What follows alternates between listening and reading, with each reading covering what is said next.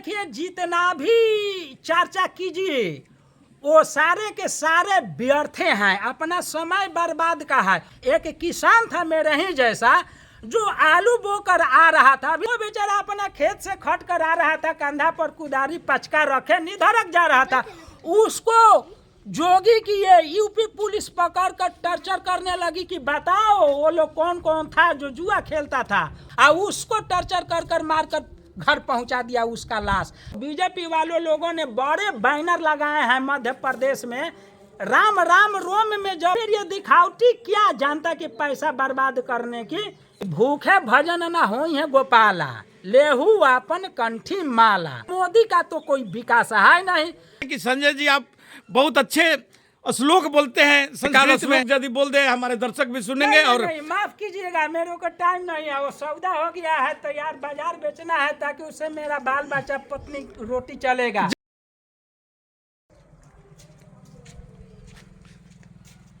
गांव के लोग इन्हें पंडित जी के ही नाम से जानते हैं।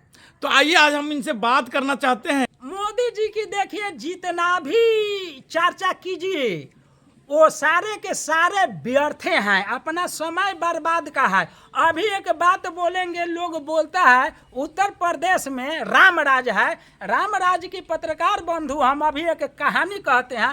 एक किसान था मेरे ही जैसा जो आलू बोकर आ रहा था, अभी 3 रोज 4 रोज पहले की घटना है।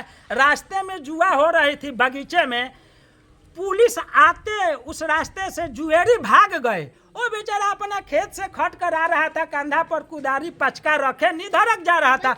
उसको जोगी की ये यूपी पुलिस पकड़ कर टर्चर करने लगी कि बताओ वो लोग कौन कौन था जो जुआ खेलता था।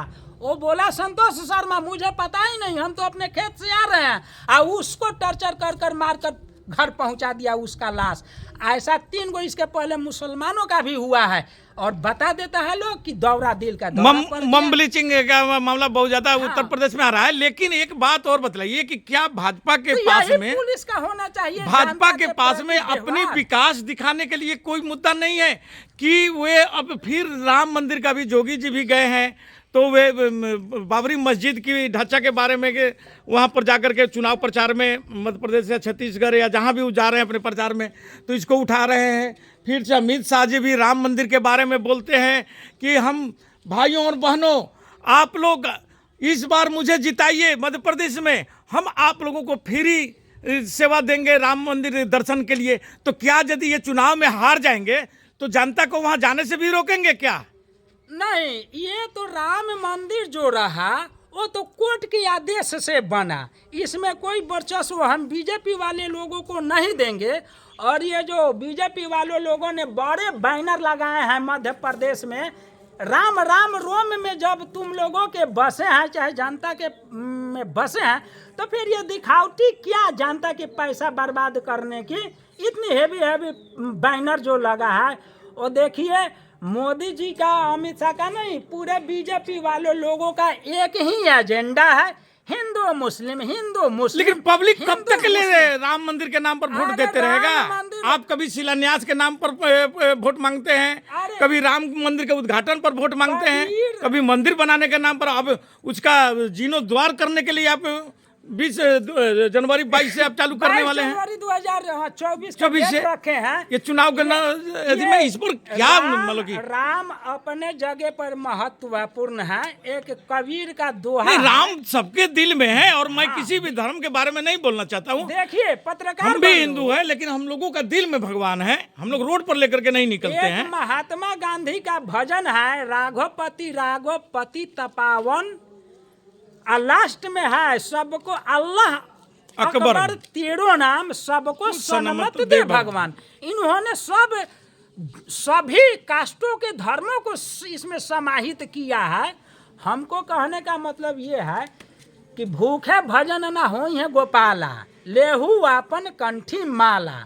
अगर किसी भी इंसान के अंगूठा में एक सुई हलाकर छोड़ दिया जाए, कहा जाए कि ब्रह्मा का प्रवचन सुनो, तो उसको टुस टुस मारेगा। ध्यान यही रहेगा कि मेरे अंगूठों से कब ये निकले, ये कब सरकवा निकले, टुस टुस कर रहा है। उसको राम का ब्रह्मा का भजन और विष्णु का भजन नहीं सुहाएगा। वैसा ही मोदी का तो कोई विकास है नहीं।